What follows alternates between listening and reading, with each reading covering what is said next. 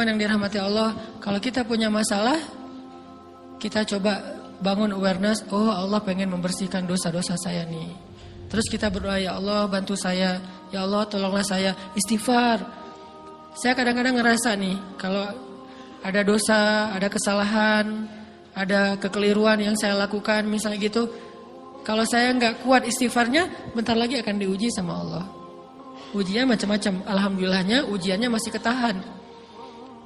Pasti diuji sama Allah. Kalau istighfarnya nggak kuat, taubatnya tuh nggak kuat, langsung diuji sama Allah. Dan saya langsung sadar, oh benar berarti yang tadi ini lagi dihapus sama Allah nih.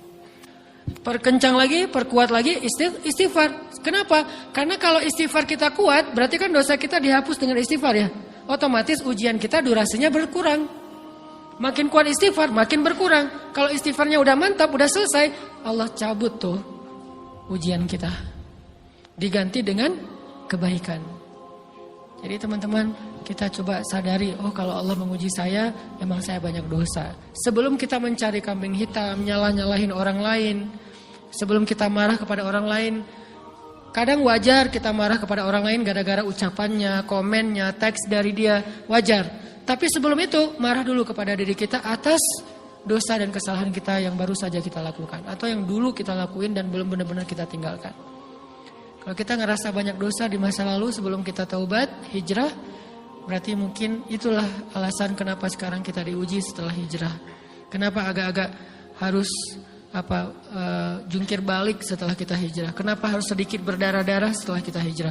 Anggap aja itu untuk mengkifarat, membersihkan dosa-dosa kita yang telah lalu. Supaya apa? Supaya kalau kita pulang kepada Allah, kita pulang dalam keadaan bersih. Dan itu pasti akan menjadi orang yang paling beruntung. Daripada nanti diberesin di akhirat, mending diberesin di dunia kan? Soalnya kalau diberesin di akhirat, itu lebih berat. Akhirat itu perlakuannya beda dengan di dunia. Di dunia kalau kita salah, akan dibalas oleh Allah. Kalau kita belum taubat, dibalas oleh Allah sama. Tapi di akhirat, ukurannya beda.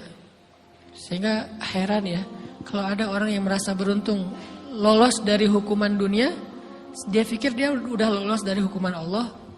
Mending dia beresin deh di dunia daripada nanti di akhir berlarut-larut. Itu bahaya banget. Kalau buat saya pribadi dan saya yakin teman-teman juga kayak gitu, nggak mau ada masalah di akhirat, mending masalah di dunia aja. Tapi masalah di dunia juga kita nggak mau berlarut-larut, pengen cepat dimudahin sama Allah. Caranya istighfar.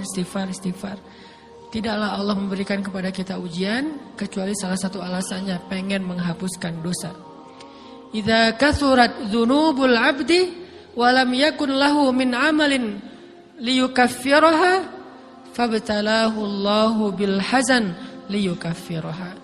Kalau seorang hamba banyak dosa dan dia enggak cukup amal untuk mengkifarat dosa-dosanya, Allah akan menguji dia dengan rasa sedih, dengan rasa kecewa, dengan rasa berat, sakit hati untuk mengkifarat dosa-dosanya. Itu yang kita bangun. Sehingga kalau ada masalah sama orang lain, kita memperbaiki diri dulu. Bukan sibuk dengan kesalahan dia terus menerus yang gak mau kita maafin. Misalnya ada teman kita nih, jadi clash sama kita. Hal pertama yang kita bangun, astagfirullahaladzim saya banyak dosa nih. Tapi kan yang salah dia, ya. Tapi mungkin dia gak akan mengatakan kalimat itu, gak akan bersikap kayak gitu kalau kita gak punya dosa. Allah sengaja mengutus dia untuk menguji kita lewat kata-katanya, lewat perilakunya, karena kita punya dosa. Jadi penyebab pertama diuji itu bukan teman kita yang salah, itu penyebab kedua.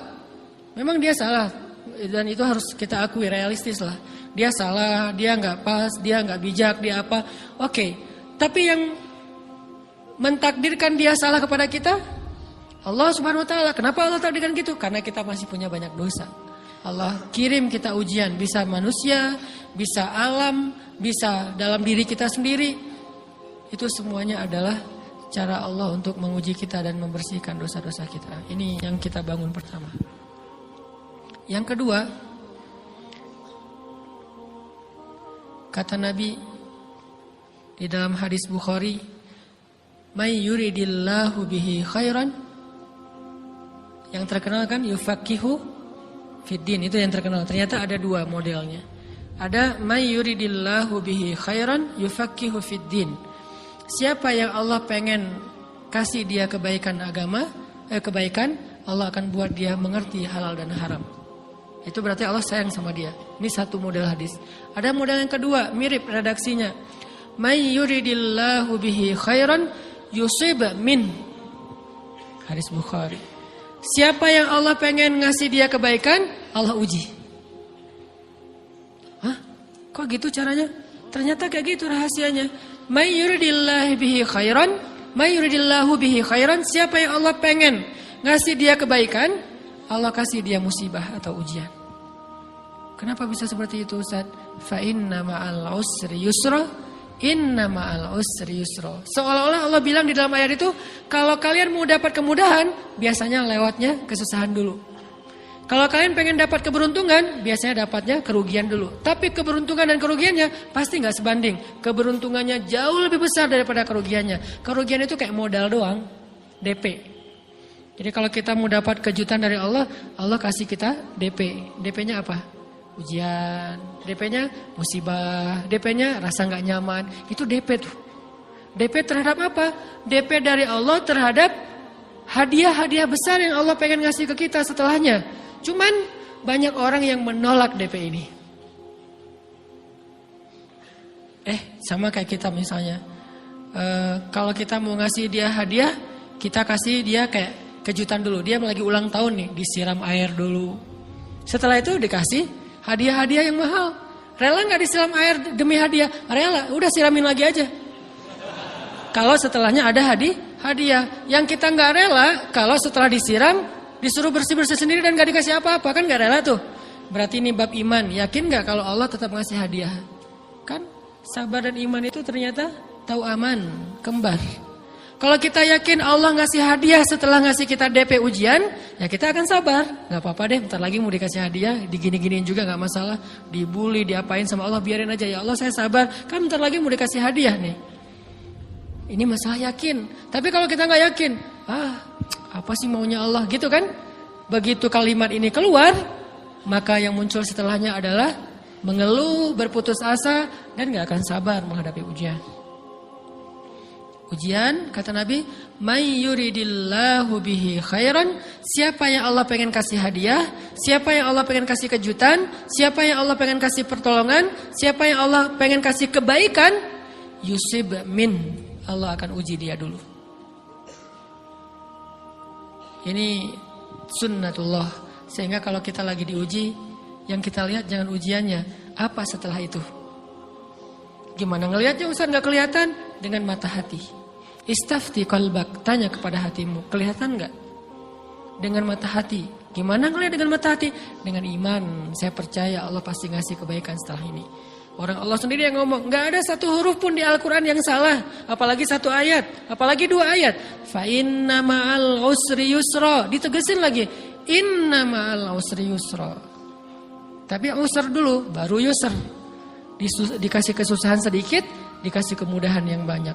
Dikasih kesusahan sedikit, dikasih kemudahan yang banyak. Ini yang kita coba bangun tajdidul iman. Bangun memperbaharui yakin. Sehingga ketika kita diuji, sedih, wajar.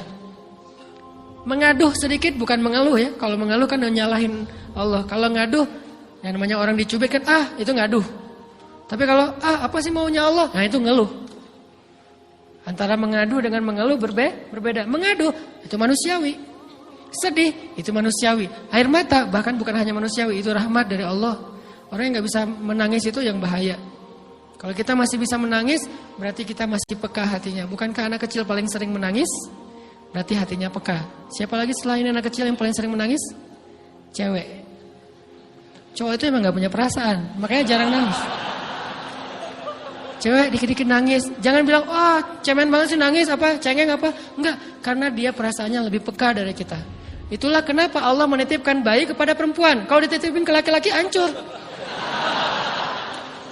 Di balik kepekaan perempuan, di balik sensitifnya perempuan, di balik perasaannya yang luar biasa, di situ Allah Subhanahu wa taala menitipkan amanah, dia yang paling baik dalam merawat bayinya. Perempuan secara umum mungkin lebih banyak bicara daripada laki-laki ya.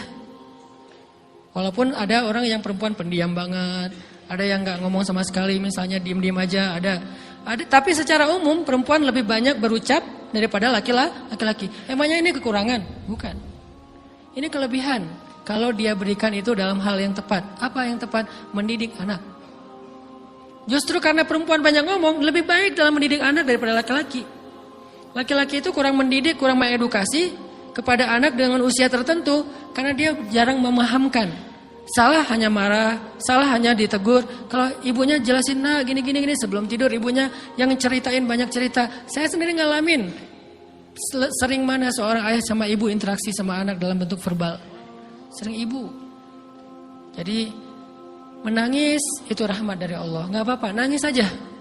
Dan itu tidak disebut mengeluh. Kamu kok nangis? Kan orang Islam harus sabar. Emangnya nangis dengan sabar itu bertolak belakang? Sabar tetap sabar. Ya nangis jalan aja terus nangis. Nangis apa pakai nangisnya nggak cuma nangis doang, emotikonnya juga nangis, berderai-derai gitu. Sampai air matanya menggenang gitu kan ya. Boleh lah. Ditambah lagi dengan visual menangisnya posting bahwa dia lagi tertusuk duri dengan postingan kaktus atau apalah. Dia pengen share ke semua orang bahwa saya sedang sedih. Sehingga nanti ketika ada orang yang menghibur dia dengan sedikit kata-kata yang sabar ya segala macam, wah makin berderai-derai. Itu belum jadi. Kecuali dia keluarkan kata-kata mengeluh, baru dia disebut orang yang banyak mengeluh, berputus asa. Kalau mengaduh, wajar. Walaupun ada nabi udah diuji berat gak mau mengaduh, apalagi ngeluh. Zakaria digergaji, mengaduh aja enggak. Kenapa? Karena kata malaikat, kalau kamu mengaduh sedikit aja, maka Allah Subhanahu wa taala akan menghancurkan kaum ini. Dia kasihan kepada kaumnya, enggak mau mengaduh. Satu-satunya orang yang kita tidak boleh mengaduh hanya orang tua. Atau itu mengeluh kalau untuk orang tua. Kalau yang lain enggak disebut mengeluh. Kalau ke teman, malas enggak apa-apa. Jangan sering-sering tapi. Apaan sih? Ke teman boleh. Tapi ke orang tua, saja itu bukan lagi mengaduh, itu sudah mengeluh. Khusus untuk orang tua. Kalau di antara manusia. Kalau kepada Allah dan Rasul, pastinya lebih dari itu. Ketika kita diam saja, tidak langsung beranjak sami'na wa ata'na labbaika ya rabbi wa sa'daik, enggak memenuhi panggilan Allah, itu sudah disebut bagian dari kufur ingkar. Tapi minimal kita mungkin masih mengaduh, kita masih menangis, kita masih lelah, kita masih merasa lemah. Setidaknya kita tidak mengeluh. Kenapa? Kita percaya Allah kalau mau ngasih hadiah kepada hambanya, DP-nya itu ujian. Dan yakinlah hadiahnya minimal 10 kali lipat lebih baik daripada ujian itu. Minimal, karena nggak ada amal soleh yang dibalas di bawah 10 kali lipat tuh nggak ada.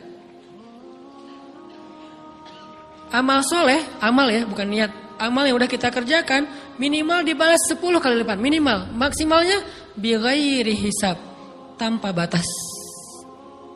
Bighairi hisab, tanpa batas. Ada yang 700 kali lipat kayak sedekah. Tapi tetap aja ayat sedekah di akhirnya ujung-ujungnya apa? Bighairi hisab juga kan? Berarti sedekah itu minimal dibalas 700 kali lipat. Minimal. Kalau kita yakin. Selalu syaratnya kalau kita yakin. Dan saya ngebuktiin itu banget. Saya pernah ngalamin lagi jalan-jalan di sebuah kota yang ada becak kayuhnya, becak sepeda gitu ya.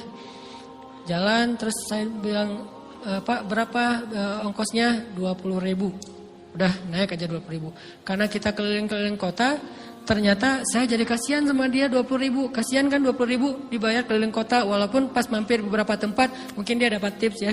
Tapi saya nggak tega gitu, dia cerita tentang anaknya lagi sekolah, apa segala macam, makin bikin baper kan. Pas selesai, saya kasih dia 100.000.